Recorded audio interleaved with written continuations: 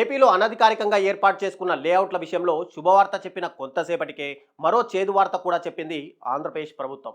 ముందుగా ఏపీ సర్కారు అక్రమ లేఅవుట్ల క్రమబద్ధీకరణ ప్రక్రియ జనవరి 23వ తేదీ వరకు పొడిగిస్తూ ఉత్తర్వులు జారీ చేసింది. ఇదే సమయంలో తాజాగా రాష్ట్ర వ్యాప్తంగా అనుమతులు లేకుండా నిర్మించిన భవనాలను అదనపు అంతస్తుల విషయంలో షాకింగ్ ఆదేశాలు ఇచ్చింది. దీనితో రాష్ట్ర ప్రజల్లో తీవ్ర ఆందోళన నెలకొంది. వివరాల్లోకి వెళ్తే ఏపీలో అనధికారికంగా ఏర్పాటు చేసుకున్న లేఅవుట్లను క్రమబద్ధీకరణ చేసుకోవచ్చంటూ గుడ్ న్యూస్ చెప్పిన చంద్రబాబు సర్కార్ అంతలోనే మరో కీలక ఆదేశాలు జారీ చేసింది. ప్రధాన నగరాలలో అనధికారిక నిర్మాణాలు, అనుమతులు లేకుండా అక్రమంగా నిర్మాణాలు చేపట్టిన వారికి ఊహించని షాక్ ఇచ్చింది. బిల్డింగ్ పీనలైజేషన్ స్కీమ్ మార్గదర్శకాలు వెలువడక ముందే ప్రధాన నగరాలలో కొందరు అనధికారిక నిర్మాణాలను చేపట్టారు.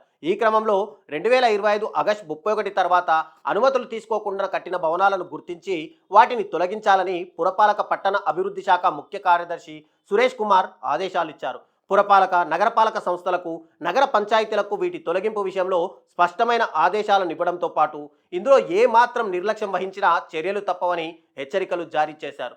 అనధికారిక నిర్మాణాలకు సంబంధించిన ఆధారాలను వెంటనే సేకరించాలని, అవి కట్ ఆఫ్ డేట్ తర్వాత నిర్మించారా లేదా అనేది గుర్తించి తగిన విధంగా చర్యలు తీసుకోవాలని ఆయన సూచించారు. 2025 ఆగస్టు 31 తర్వాత చేపట్టిన అనధికారిక నిర్మాణాలను జీపీఎస్లో క్రమబద్ధీకరించే అవకాశం లేదని, కమిషనర్లు, పట్టణ ప్రణాళిక అధికారులు వారి పరిధిలోని అనధికారిక నిర్మాణాలను గుర్తించి వివరాలను యాప్లో అప్లోడ్ చేయాలని సురేష్ కుమార్ పేర్కొన్నారు. ఈ చర్యల ద్వారా భవిష్యత్తులో అక్రమ నిర్మాణాలు జరగకుండా కట్టడి చేయొచ్చని అధికారులు భావిస్తున్నారు. ప్రభుత్వ నిర్ణయంతో బాధితులుగా ఉన్న వారిలో తీవ్ర ఆందోళన నెలకొంది.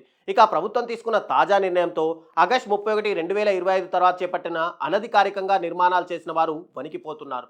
బీపీఎస్లో రెగ్యులైజ్ చేసుకోవడానికి అవకాశం కూడా లేదని చెప్పడంతో వారంతా ఇప్పుడు స్థానిక ప్రజాప్రతినిధుల చుట్టూ తిరగడం మొదలుపెట్టారు.